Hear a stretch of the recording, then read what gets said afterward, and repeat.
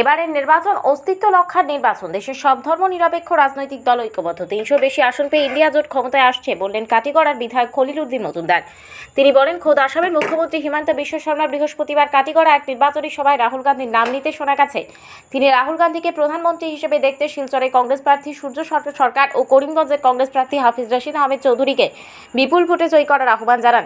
বৃহস্পতিবার দুধপুর বাজারের নির্বাচনী সভায় বক্তব্য রাখেন কাটিগড়ার প্রাক্তন বিধায়ক তথা প্রদেশ কংগ্রেসের নির্বাচনী অবজারভার মাওলানা আতাউর রহমান বড়ভূইয়া। তিনি বলেন, এবারের নির্বাচনে কংগ্রেস কর্মী সমর্থকরা কংগ্রেস প্রার্থীকে ভোট দেবেন।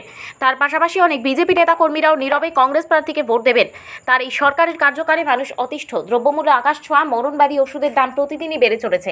তিনি বলেন, বিজেপি সরকার ফের ক্ষমতায় আসলে জিনিসপত্র ওষুধের দাম আরও বাড়বে। তার কারণ, অতি সম্প্রতি বিজেপি নেতারা ভোটের নামে বিভিন্ন বড় বড় কোম্পানির কাছ থেকে 700,000 কোটি টাকা চাঁদা সংগ্রহ করেছে।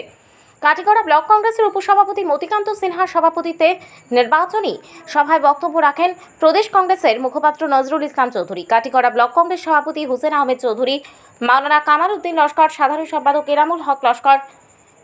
উপস্থিত ছিলেন যুব কংগ্রেসের মুসলিম উদ্দিন বড়ভূইয়া, দুধপুর গণিতগ্রাম মণ্ডল কংগ্রেস সভাপতি নজমুল হক বড়ভূইয়া, রেহান উদ্দিন বড়ভূইয়া প্রমুখ।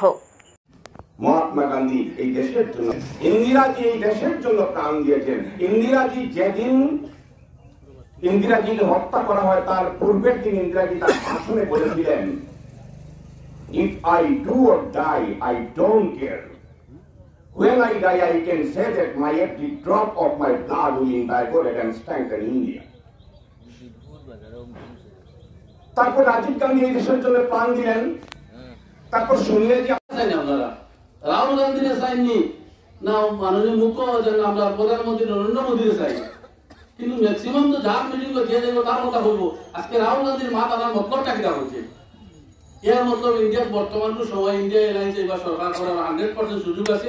আমরা এখানে রাহুল গান্ধীর নাম লওয়া আজকে মাননীয় মুখ্যমন্ত্রী হিমন্ত বিশ্ব শর্মা রাহুল গান্ধীর নাম লইতা, কারণ কিতা পাল্লা এইরকম উঠে গেছে, এবার পাল্লা পার হয়ে গেছে রাহুল গান্ধীর। সবাই জানে ভারতবর্ষের যে জোট হিসাবে ইলেকশন খেলা, আর বিশেষ করে আমরা যদি সব জায়গায় সহযোগিতা করতে পারি, আমরা 100% আমরা সরকার আইব। এবং সরকার আইলে বহু ধরনের জিনিস আমরা ইন্ডিয়ার বিভিন্ন ধরনের জায়গা সংবিধানের যে সমস্যা এটা থেকে আমরা বাঁচিয়ে রাখবো, এইগুলি আমার বক্তব্য শেষ করব।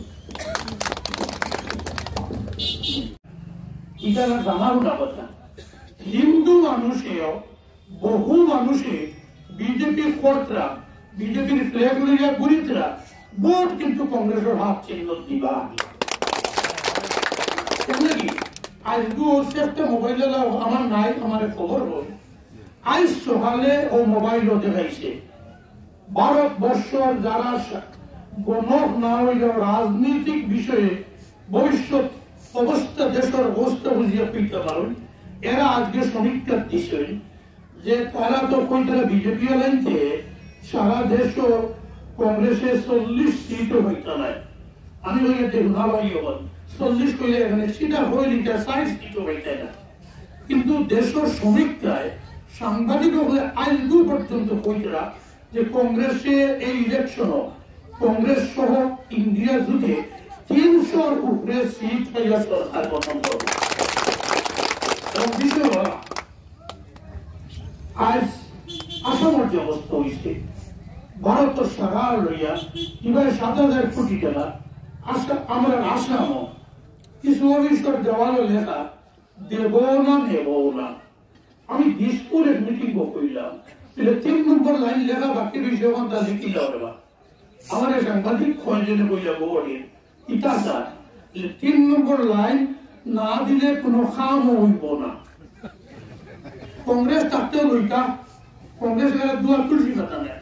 কংগ্রেসের আমলে যদি লোন 100 টাকা, এখন 5,000 10,000-এর হবে 100 টাকার কাম। সুতরাং দেব না নেব না, না দিলে কিন্তু কামও হবে না। আজ যারা বিত্রে জানই আগে অফিসার হল আতঙ্কিত, কোটা ফেলাই আছে এই মাসে অমুক ডিপার্টমেন্ট থেকে অমুক খাওয়াইতো 1,000